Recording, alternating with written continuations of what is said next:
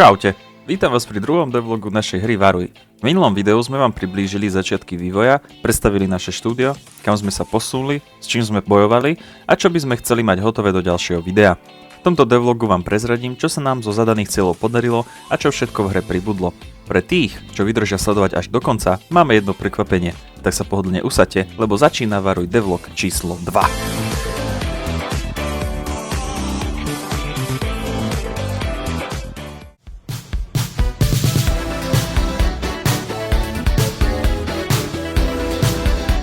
Optimalizácia bola hádam najdôležitejšou vecou, ktorú sme chceli urobiť. Keďže v hre sa nachádza veľké množstvo stromov, listov, kríkov a tak ďalej, tak to bolo na hardware veľmi náročné. Preto bola potrebná optimalizácia, ktorú mala na starosti naša 3D grafička Peťa. Citujem. V rámci zachovania požadovanej kvality sa znižuje geometria, čiže vertexy, ktoré sa prepočítavajú a načítavajú každý tik, veľkosť textúr, resolution, procesy, ktoré bežia v pozadí aj v popredí, napríklad node if, je záťažnejší ako lerp a podobne, pretože prepočítava podľa niečoho niečo.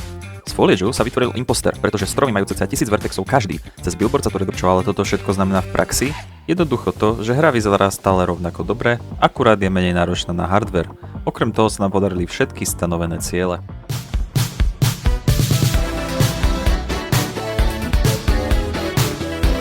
Ďalším cieľom spomenutým v minulom devlogu bolo vytvorenie niekoľkých nových mechaník, ako napríklad dash, opravovanie ohrad a prebíjanie.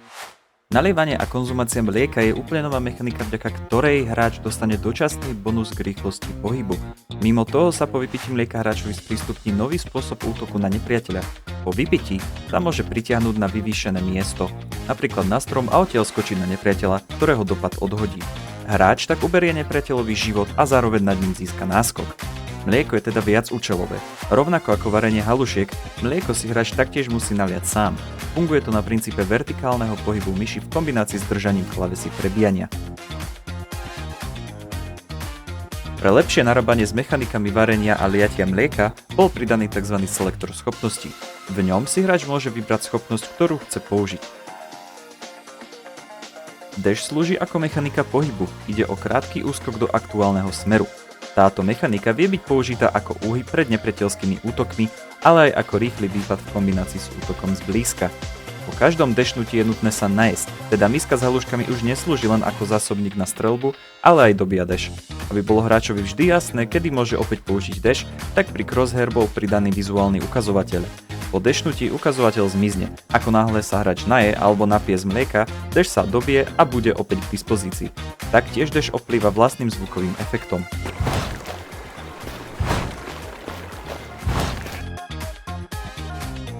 V istom bode bude hráč musieť zachránené ovečky zahnať do ohrady. No ale do akej, keď boli zničené nepriateľmi? Presne pre tento dôvod bola do hry pridaná mechanika interagovania s prostredím stavba ohrady. Hráč bude musieť v hernom svete nájsť dostatočné množstvo drevených polien, z ktorých postaví provizornú ohradu. Aj keď bola mechanika lezenia už v prvom devlogu, aj na nej sa ešte muselo popracovať.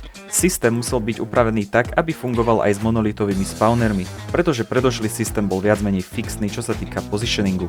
Totižto monolity sú vo svete rôzne pootáčané, čiže muselo byť nanovo navrhnuté preratúvanie výslednej hráčovej pozície, aby sa hráč vždy správne priťahoval k hociako otočenému monolitu. Taktiež prebehla optimalizácia funkcionality kódu pre lepší výkon pri väčšom počte výklenkov vo svete.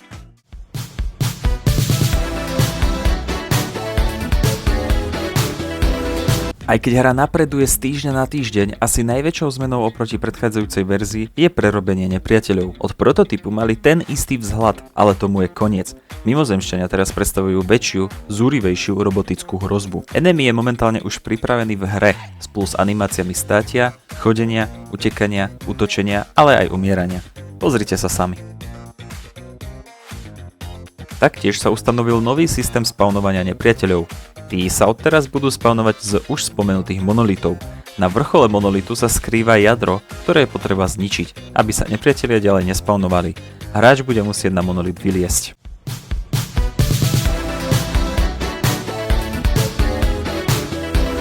Pribudlo niekoľko nových asetov, ktoré budú slúžiť na doplnenie prostredia. V dome sa bude nachádzať posteľ s matracom a nočným stolíkom.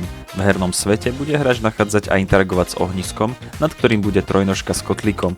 Keď bude hráč dostatočne blízko pri ohnisku, tak ho začne liečiť. Bol pridaný vizuál úspešného poškodenia nepriateľa. Efekty reagujú ako na útok valaškožicov, tak aj na zasiahnutie krikom.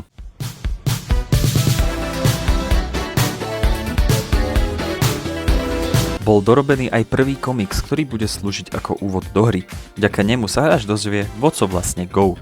Taktiež bol zhotovený dizajn hlavného menu, pause a settings menu, vrátane tlačidiel a pozadia. Hra začne spustením komiksu, ktorý vysvetlí dej. Následne sa hráč zobudí do nočného levela, v ktorom bude musieť ubrániť ovečky.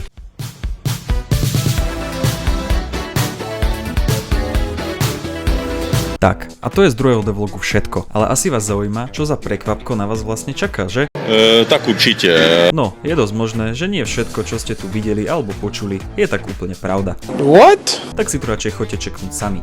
Skočte na našu itch.io stránku a zadarmo zistite, čo v tej hre naozaj je. Každopádne, veľká vďaka od celého týmu Žar za support. Hoďte nám follow na sociálnych sieťach, nech vám nič neujde. A ak vás čokoľvek zaujíma alebo sa chcete len tak pridať do komunity, dobehnite na náš Discord, miesta je dosť.